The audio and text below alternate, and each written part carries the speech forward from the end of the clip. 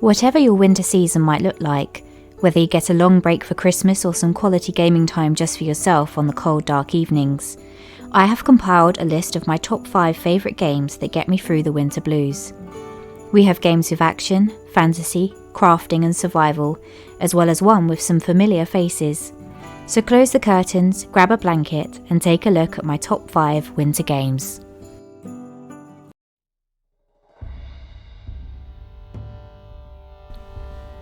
Dragons, sorcery, sword fights and companion camaraderie. Dragon Age Inquisition ticks all of the epic fantasy boxes. Now, Dragon Age Origins would have taken this spot if it were available on the PlayStation console, but until BioWare releases the remastered versions like it has done with Mass Effect, Dragon Age Inquisition is the only title from the series we have to work with.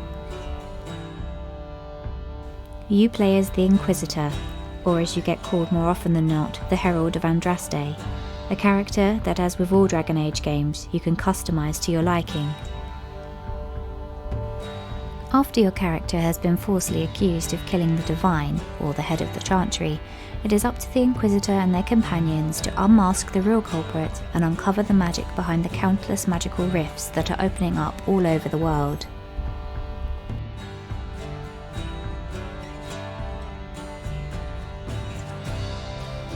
There are plenty of quests to keep you busy, as well as companion friendships, bromances, and later on in the game a whole keep to upgrade and customise.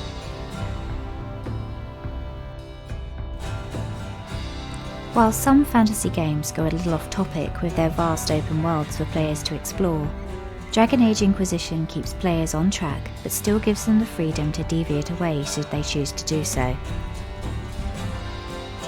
It is a game that I have come back to many times since its initial release in 2014, and each time there is a different path to uncover that makes each playthrough that much different.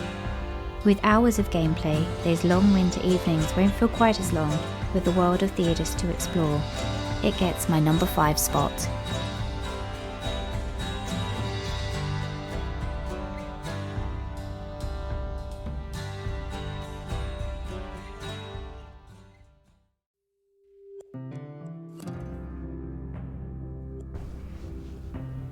There is something timeless about Skyrim.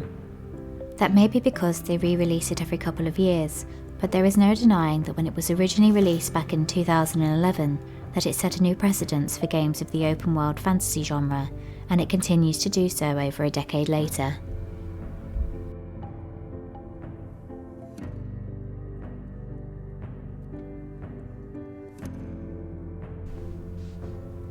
Everyone can picture that opening scene, the cliché dialogue, that bumpy cart ride into town, and it is that sort of nostalgia that makes it perfect for winter.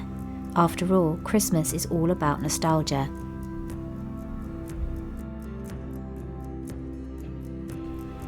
One of the best things about Skyrim is that it is always being updated, and no 2 playthroughs are the same. This is much to do with the erratic AI, which can be quite amusing in occasions.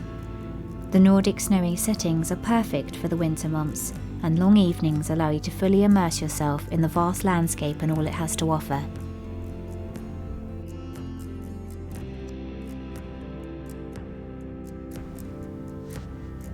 The addition of mods to consoles has also opened up the game, so that you can really customise the gameplay to what you enjoy the most. It might be that you enjoy spellcraft, travelling companions, new homesteads. The modding community really has given Skyrim a new lease of life. Usually in these sorts of games, the main questline takes a back seat, and the same can be said here, but that is because the quests are so charming and fun that it's hard to know where to start. Elder Scrolls Oblivion would definitely be a summer game, with its colourful landscapes, in comparison to Skyrim's muted winter tones. But Skyrim is a game that never ages, and will probably be released again in the next few years, and that's why it gets my number 4 spot.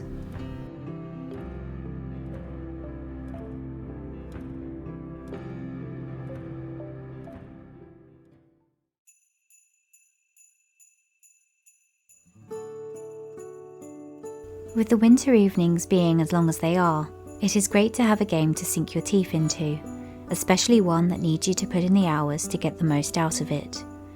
The newest entry to this list, Disney's Dreamlight Valley, is the perfect game for those long winter evenings. Although not fully released as of yet, there is still plenty to keep players occupied, with tasks such as cooking with Remy, gardening, fishing or mining for those precious gems.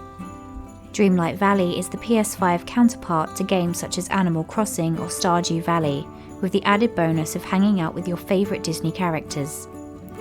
So far, there are 8 different valley biomes to explore: the Plaza, Dazzle Beach, Glade of Trust, Peaceful Meadow, the Forgotten Lands, Sunlit Plateau, Forest of Valor and Frosted Heights. Each of them you have to unlock methodically by completing quests and goals from the rest of the villagers. On top of that, you have the individual character worlds to explore, and although at present there are only 5 available, we can see from the castle room just how many we can expect to be updated in the future. The valley is the only area that the player can personalise, with very few limitations on what can be altered and moved about. But that is not the only personalisation that Dreamlight Valley excels in, as the player customisation and clothing choices work exceptionally well.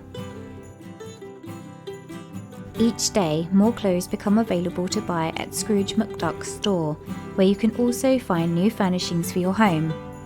Unlike Animal Crossing, the home customisation is not going to break your bank balance, as additional rooms and upgrades are relatively cheap and you can get a designer look in a quick time. One of the other nice touches is the companions that you can unlock.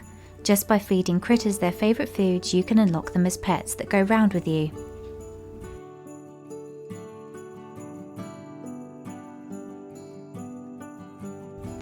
Dreamlight Valley is a perfect cosy game for winter months, and you can drop in and out as you choose.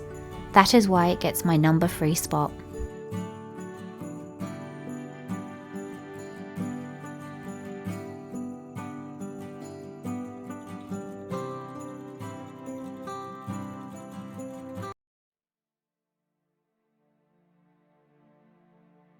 This entry is slightly different to the others on the list, and is the only survival game to have made the cut. The Long Dark is a game that makes you feel physically cold whilst battling the harsh elements of a brutal landscape. Although there are different game modes to play, this focuses on the Wintermute episodic mode. You start your game as Will Mackenzie, a pilot living in the rural setting, delivering supplies to locals whilst keeping isolated from the rest of the world. That changes when your estranged wife arrives, asking you to help her deliver some kind of medicine nearby. It appears there is no time to lose, as she needs you to get her there whilst a snowstorm rages outside.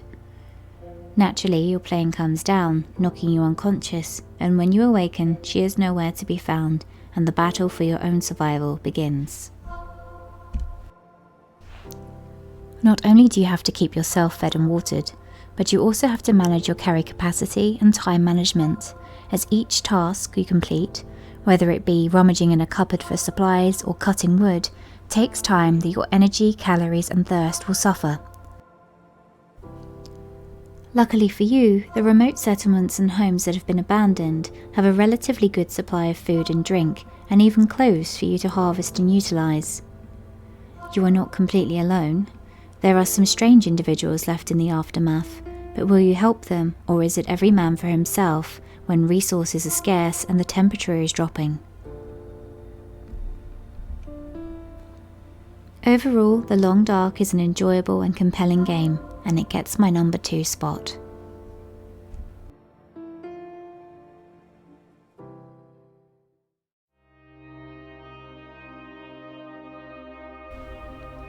Nothing feels more wintry than big fur capes and snowy tundras, of which there are aplenty in Assassin's Creed Valhalla.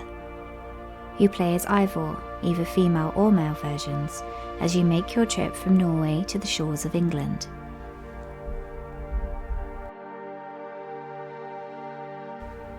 The scenic locations are very wintry in theme, and the medieval-esque villages are full of locals and their daily routines.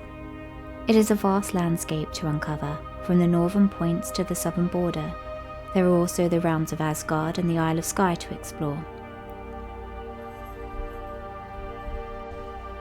The winter months and long nights give you the perfect amount of time to explore them all fully, whether you choose to focus on progressing with the storyline, or to complete the many collectibles, raids on unsuspecting villages, or upgrading your own settlement. Valhalla has hours to occupy the player.